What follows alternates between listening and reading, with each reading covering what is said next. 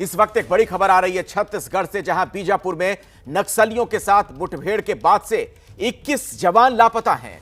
इस हमले में सुरक्षा बलों के 5 जवानों के शहीद होने की खबर पहले ही आ चुकी है। शहीद हुए जवानों में से छत्तीसगढ़ पुलिस के 2 सीआरपीएफ के कोबरा बटालियन के और 1 सीआरपीएफ के बस्तरिया बटालियन का जवान है। इस हमले में 12 जवान घायल भी हैं। शहीद जवानों की संख्या बढ़ सकती है। बताया यह जा रहा है कि सुबह सुरक्षा बलों के जवान एक ऑपरेशन के लिए निकले थे, जिसमें डीआरजी, कोबरा और बस्तरिया बटालियन के जवान शामिल थे। आइए सीधे मैं आपको लिए चलता हूं। ज्ञानेंद्र तिवारी हमारे सहयोगी इस वक्त जुड़ चुके हैं। ज्ञानेंद्र, पूरी घटना के बारे में जरा बताइए, आखिर किस तरीके से इस हमले को अंजाम दिया गया, चूंकि बड़ी संख्या में अभी भी जवान लापता बताए जा रहे हैं।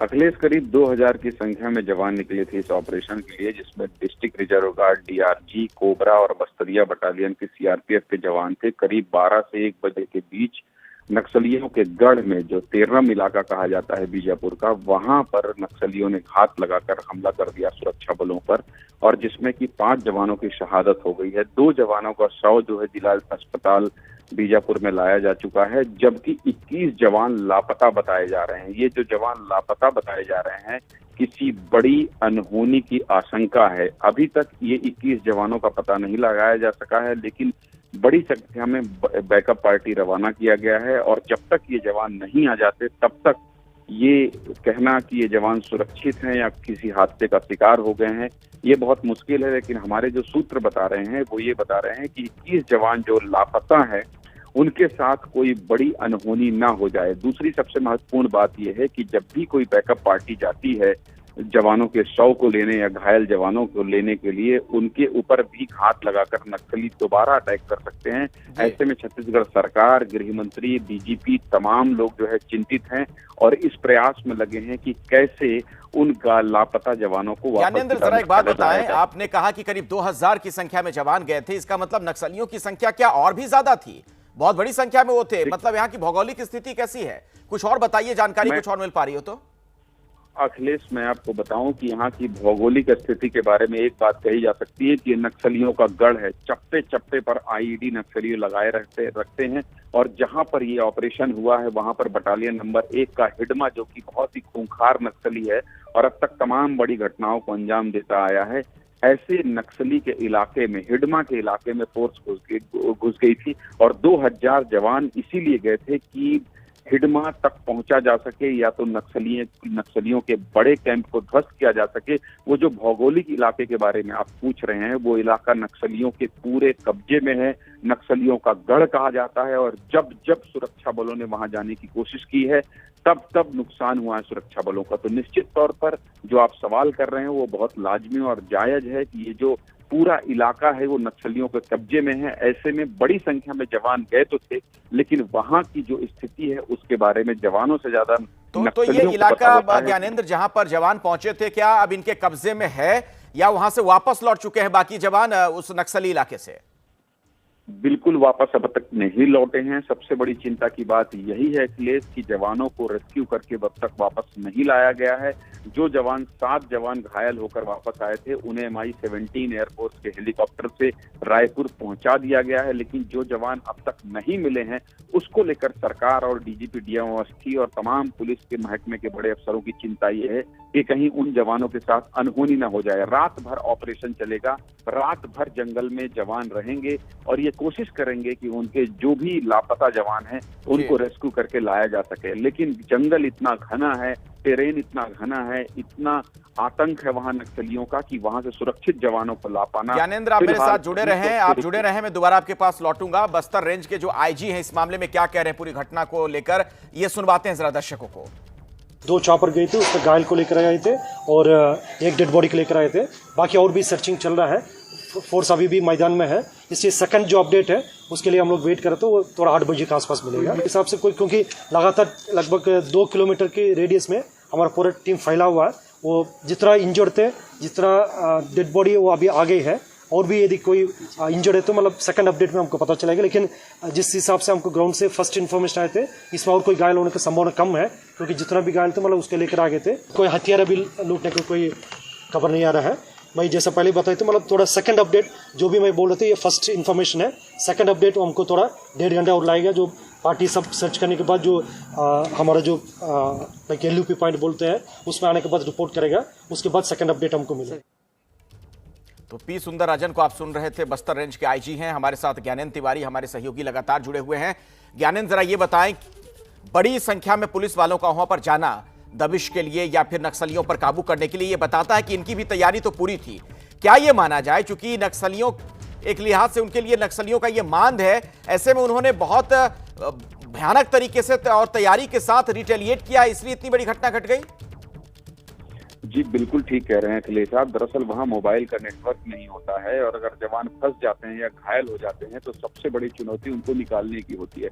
दूसरी महत्वपूर्ण बात यह है कि जब भी जवान घायल होते हैं या शहीद होते हैं, एक फोटो वायरल हो रही है, हालांकि आधिकारिक रूप से इसकी पुष्टि नहीं हुई है। फोटो में ये दिखाया गया है कि जवानों का शव वहाँ पड़ा है और नक्सली वहाँ खड़े हैं। इसका मतलब ये है कि जो एनकाउंटर हुआ है, जो मुठभेड़ हुई है, वो नक्सलियों ने बहुत इत्मीनान से इसको अंजाम दिया है। और यही वजह है कि जो IG P Sundarraj Bastar range के सेकेंड अपडेट का इंतजार कर रहे हैं। अपडेट इसलिए नहीं मिल पा रहा है क्योंकि वहाँ फोन की कनेक्टिविटी बिल्कुल नहीं है और ये घना जंगल है।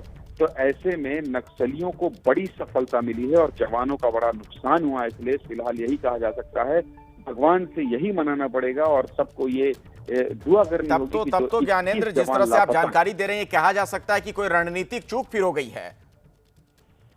जी बिल्कुल ठीक कह रहे हैं आप, क्योंकि अगर उस इलाके में आप जा रहे हैं तो आपका जो इंटेलिजेंस है, आपका जो इंट है, उसको बहुत सचेत रहना होता है। और 2000 की संख्या में जवान होते हैं, उसके बाद इतना बड़ा नुकसान नक्सलियों द्वारा जवानों का कर दिया जाता है। तो निश्चित तौर पर जो आप कह रहे हैं, महत्वपूर्ण बात कह रहे हैं अखिलेश, कि कहीं न कहीं ये चूक हुई है जिसकी वजह से इतना बड़ा नुकसान हुआ है। फिलहाल जब तक जवान ना निकल जाएं जंगल से और जब तक सुरक्षित वापस ना आ जाएं, इस बात का खतरा बना हुआ है कि कहीं जवानों के साथ कोई अनहोनी तो नहीं हो गई है।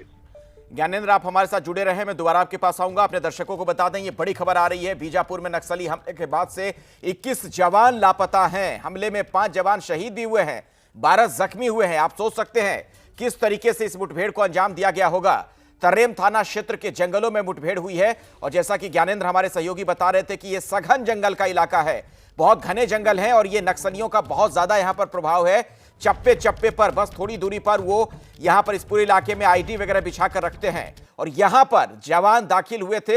हालांकि तैयारी तो पूरी थी, 2000 की आसपास की संख्या इनकी थी जब ये दबिश देने के लिए गए, लेकिन शायद किसी तरह की कोई स्ट्रैटेजिक गलती हुई है, रणनीतिक चूक हुई है, या फिर अंदाजा नहीं मिल पाया कि आखिर वहां क्या इतनी बड़ी संख्या में नक्सली रहे होंगे। प्रधानमंत्री मोदी ने भी इस पर ट्वीट किया है अब से थोड़ी देर पहले इस घटना को लेकर। उन्होंने भी दुख जाहिर किया। मेरी संवेदनाएं छत्तीसगढ़ में माओवादियों से लड़ते हुए शहीद हुए लोगों के परिवारों के साथ हैं। यह प्रधानमंत्री मोदी का ट्वीट। वीर शहीदों की कुर्बानियों को कभी भुलाया नहीं जा सकेगा। अब से बस कुछ ही देर पहले प्रधानमंत्री मोदी ने ट्वीट करते हुए यह भी कहा कि घायल जवानों के जल्द स्वस्थ होने की दुआ करता हूं। आइए एक बार फिर से मैं आपको लिए चलता हूं ज्ञानेंद्र तिवारी के पास। हमारे सहयोगी हमारे साथ जुड़े हुए हैं। ज्ञानेंद्र, जो घायल हुए जवान, उनको लेकर भी कुछ सूचना मिल पा रही है क्या? उनकी कैसी हालत है अभी? जी देखिए, 7 जवान घायल हैं, जो कि जिसमें से 3 गंभीर रूप से घायल हैं। उन्हें MI-17 एयरफोर्स के हेलीकॉप्टर से रायपुर निजी अस्पताल पहुंचा दिया गया है। जिन्हें कम चोट आई है उनका इलाज बीजापुर के जिला अस्पताल में किया जा रहा है। लेकिन सबसे बड़ी और सबसे चिंता की बात ये है अखिलेश की जो 21 जवान लापता हैं वो अब तक नहीं आए हैं। ऐसे में उस घने जंगल में, जैसा कि आप बार बार बता रहे हैं दर्शकों को, कि सघन इलाका है, नक्सलियों के कब्जे का इलाका है। ऐसे में उन 21 जवानों को जब तक वापस नहीं लाया जा सकता तब तक इस बात की चिंता बनी रहती है कि क्या उन जवानों के साथ कोई अनहोनी तो नहीं हुई है। मैं फोटो का जिक्र करते हुए आपको ये अपडेट देना चाहता हूँ, ABP न्यूज के दर्शकों को ये अपडेट देना चाहता हूँ कि जो फोटो वायरल हो रही है, हालांकि आधिकारिक पुष्टि उसकी नहीं हुई है, वहां जवानों के शव के पास नक्सली खड़े हैं। इसका मतलब कि उन्होंने बहुत इत्मीनान से, पूरी प्लानिंग से, और इसकी कहीं ना कहीं उन्हें जानकारी थी। और जो रणनीतिक चूक की आप बात कर रहे हैं, कुछ तो रणनीतिक चूक हो गई है छत्तीसगढ़ में सुरक्षा बलों से, जिसकी वजह से वो माद में घुसकर एम्बुश में फंस गए हैं और इतना बड़ा नुकसान हुआ है अखिलेश। तो जब तक जवान वापस नहीं आ जाते तब तक इस बात की आशंका बनी हुई है कि कहीं उन 21 जवानों के साथ भी कोई बड़ी अनहोनी तो नहीं हुई है। जो घायल नक्सलियों को कितना नुकसान पहुंचा ज्ञानेंद्र, इस बाबत कुछ पता चल पा रहा है कि क्या उनके कितने लोग मारे गए होंगे या क्या उनके जो इलाके थे क्या कुछ कब्जे में आए हैं, जवानों के कब्जे में? देखिए अखिलेश, एक महिला नक्सली का शव बरामद हुआ है। इसके अलावा ये कहा जा रहा है, जो हमारे सूत्र बता रहे हैं, कि जो घायल नक्सली थे उन्हें ट्रैक्टर में रखकर नक्सली वापस ले गए हैं। दरअसल नक्सलियों का जो पूरा सिस्टम है बस्तर के अंदरूनी इलाकों में, आप भी बस्तर आए हैं, आप भी बहुत करीब से जानते हैं बस्तर को अखिलेश, तो वहां नक्सलियों के कब्जे में पूरे गांव वाले होते हैं। ऐसे में नक्सलियों को अगर कोई नुकसान भी पहुंचा है और वो जवानों के कब्जे से बाहर है तो पूरा गांव का गांव इकट्ठा हो जाता है और फिर उनकी मदद से वो घायल नक्सलियों को लेकर गए हैं। लेकिन अभी आधिकारिक पुष्टि इस बात की नहीं हुई कि किस पैमाने में या कितने बड़े पैमाने पर नक्सलियों को नुकसान पहुंचा है। जो खबर आ रही है वो खबर ये है कि 21 जवान लापता हैं, 5 शहीद हैं, 12 से ज्यादा घायल हैं। ऐसे में ज्यादा नुकसान फिलहाल जो दिखाई दे रहा है और सुनाई दे रहा है वो सुरक्षा बलों के ही पक्ष का है। अखिलेश, शुक्रिया ज्ञानेंद्र तिवारी इस जानकारी के लिए आपका। बहुत ही विस्तार से आपने पूरी जानकारी दी है। तो ये एक बहुत बड़ा नुकसान भी आप कह सकते हैं। जिस तरीके से खबर ये आ रही है कि अभी भी 21 हमारे जवान लापता हैं, उनके बारे में कोई सूचना नहीं मिल पाई है और तमाम तरह की अनहोनी की आशंकाएं भी हैं।